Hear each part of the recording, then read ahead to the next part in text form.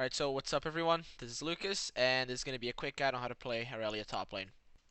Okay, so some of you might be currently asking yourselves, why is Irelia so good in the top lane? Well, the answer is because currently we have a very unforgiving scenario in the top lane where carry champions such as Irelia or Fiora or Jax, they strive in this kind of environment. These are champions that scale extremely well into the late game while still having a great snowballing potential in lane. The thing is, Irelia is one of those champions where she has a very decent early game where you can trade very easily and sustain. She power spikes extremely hard in the mid game after you get Triforce, and she scales well into the late game where she can one shot ADCs or even soak up a lot of damage if you go tanky. Okay, so now that you know why to play Irelia and the benefits of it, why don't we go over her skills? First off, we have her passive that offers free tenacity based on how many more enemy champions there are around than allied champions. So let's say you're in a 3v5 scenario where you only have 3 champions, the enemy has 5. You're going to get a bunch of tenacity, while if it was a 5v5, you'd get only 10%, if I'm not mistaken. Then we have her Q, which is a staple ability on Irelia. You dash to the enemy target, and if you kill it, it resets. Pretty basic ability, but you can pull off some nice plays with it. Next up, we have Irelia's W. I love this ability. So it passively gives you a heal after every auto attack. I think it gives you around 5 HP at level 1 and 13 at level 5, which is, it's pretty decent, gives a lot of sustaining lane. If you activate the W, however, the heal doubles, so that would be 10 HP every auto attack in level 1 of the ability, which is crazy, and it gives you true damage after every auto attack. Great to fight tanks, great to sustain lane, overall, pretty solid ability. Okay, and then we have the feared E that stuns the target based on the difference in HP between you and him. So if the target has more HP than you, percent HP that is, he's stunned or for up to 2 seconds at level 5, which is why people fucking hate Aurelia. Or if the target has less HP than you, he's just slowed. It's a ridiculous ability to 1v1 because basically if you're fighting someone that's stronger than you, you're probably going to be at less HP than they are for a longer period of time, making it so that you can stun them every 2 seconds if you have 40% CDR. It's fucking insane. Okay, and to wrap it up, we have Transcendent Blades, Aurelius Ultimate. So basically you fire 4 blades at your cursor's direction, like Flash, so it goes wherever your cursor is. It heals Aurelia for each champion and unit hit. So let's say it hits like 6 units, it'll heal for whatever amount times 6. Pretty good to sustaining lanes to go for trades. It's also very good at set up place where you can ult the minions, put them low so you can kill them and reach the enemy champion. Overall, great ability. The cooldown was nerfed, but honestly, it doesn't change much because not a lot of people use it to clear lanes or anything like that. So yeah, Rel is still the same. The ultimate is still the same. Alright, so let's move on to the runes now, which is probably what a lot of you are gonna take info from. Okay, so the runes in Irelia, there's a variety of different setups that you can run. It all depends on the gameplay style, basically. So let's say you're a new Irelia player, right? I would probably run uh, attack speed quints, AD marks, armor seals, and scaling MR glyphs. Basic rune page. There's not much about it. You get attack speed, you get auto attack damage, you get everything. The reason I recommend this for new players in Irelia is because a lot of times when you pick up a new champion, you're not really used to their auto attack damage, and this rune page gives you a little bit of auto attack. So it becomes easier to CS basically, and also it makes your Q do a little bit more damage.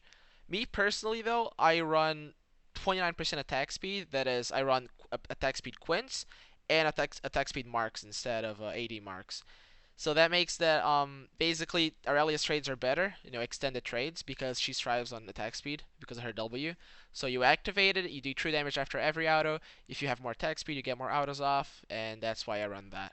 Then again, if you do run 29 attack speed, it'll become a little bit trickier to CS because Aurelia's auto don't do a lot of damage unless you activate the W.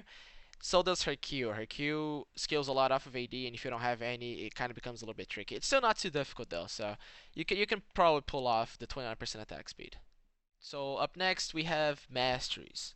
As you can see, I run 18012. Let's do a rundown of the Ferocity tree for now.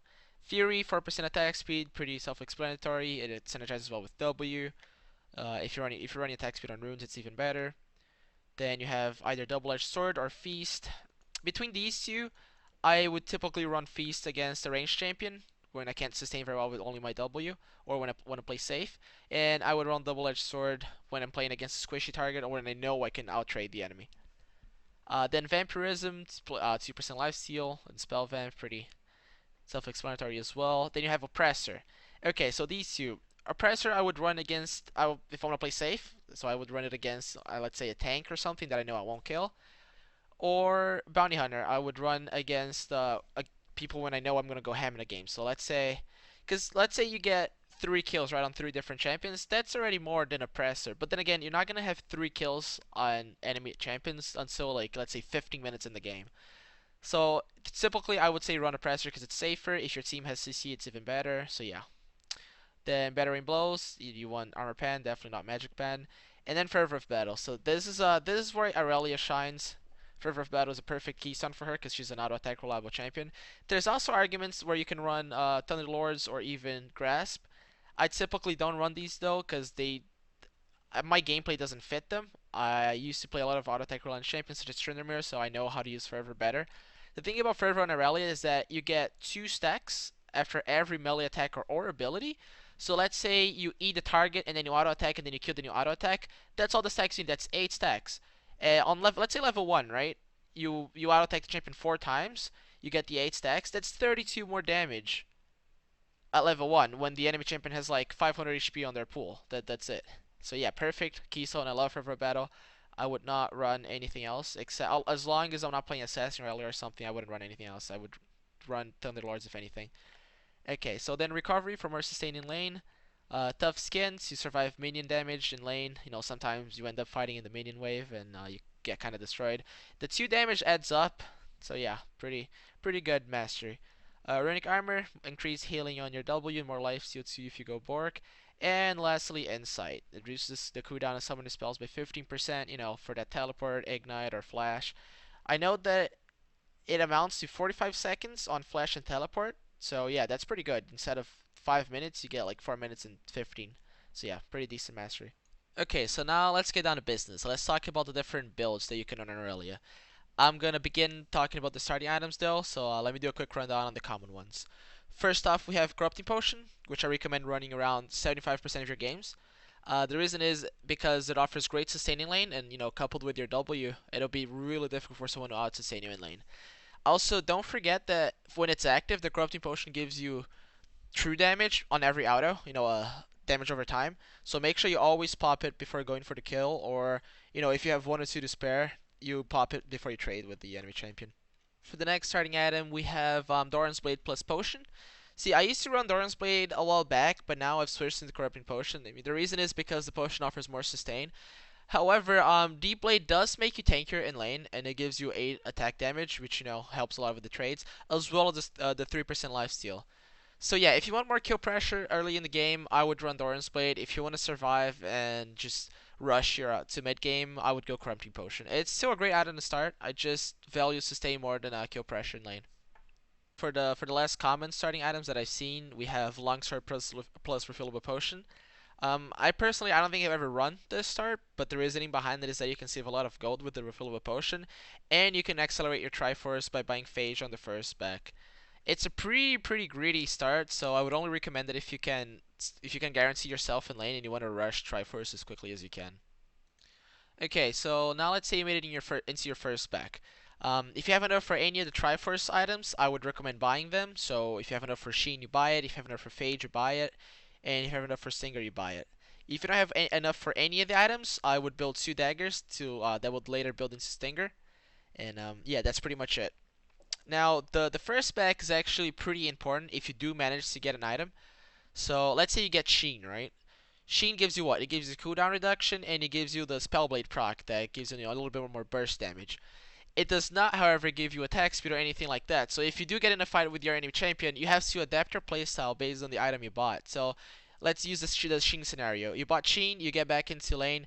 You're not gonna just up to the enemy champion and just start auto attacking him because that doesn't make any sense. You would instead try to do bursty trades. So you would Q, E, auto attack, run away, or you would E, auto attack, Q, auto attack, run away. You don't want to have extended fights because Sheen doesn't provide you with any, sustained trade potential. On the other hand, Stinger, if you do get Stinger, you don't want to do short trades. You want to do extended long trades. You pop your W, you Q into the enemy champion, you slow them with your E or stun if they have more HP than you, and you just keep on them to death because Stinger gives you a lot of attack speed and cooldown reduction. Same for Phage, except Phage gives you a little bit more tankiness and the proc that gives you movement speed after every auto, which is good for chasing the enemy champion. So yeah, keep that in mind. You have to adapt your playstyle based on the item you buy on your first spec. That's pretty important. Okay, so now you got your Triforce. It's mid to late game. Triforce will always be your first item. Let's talk about the rest of your build though. Let's talk about your cookie cutter build first of all. You got your Triforce. I would recommend second item you get either Dead Man's or Spirit Visage based on their team comp. Your second item would be the item you didn't get in the first one. So let's say you got Spirit Visage as your second item, right? After Triforce, your third item would be Dead Man's and vice versa. If you got Dead Man's as your second item, your third item would be Spirit Visage. Then you would get either Sterix or Maw based on the enemy comp. And lastly, you would get Guardian Angel. You could, however, get Guardian Angel a lot earlier if you're very ahead, because it gives you an extremely strong power spike and allows you to go ham and kill everyone without dying. For boots, I would either go Ninja Tabis or Merc Threads, based if they have a lot of AD or a lot of crowd control or ability power. Um, but the thing is, then again, going one build would not always work. So like other tanks, you gotta adapt Irelia's build based on the enemy team. If they're full of auto attack reliant champions such as Tryndamere or E, I would go Frozenheart or Thornmail. If they have strong AP, you go Visage, Maw, or even Banshees. If they have a lot of AP. If they have a lot of Coyote champions like Ezreal, you want to stick to them. You go Frozen Mallet or Bork for the active. And yeah, however, I would advise starting off with the Triforce, since it gives her a shit ton of cooldown reduction. It gives Irelia basically every stat she needs. And if you're looking for offensive varieties though to the build, you could run Youmu's or Bork or Phantom Dance or even Bloodthirster. If you want to go Assassin Irelia, you can go Duskblade. Sometimes I run Titanic and Ravenous Hydra. They're pretty good because they give you a lot of AD. Your Q scales very well with AD, amongst others. Those are usually the items you could get. I'm gonna put up an image on the video so you guys can get a list of different builds that are possible. And let's go on to the next chapter.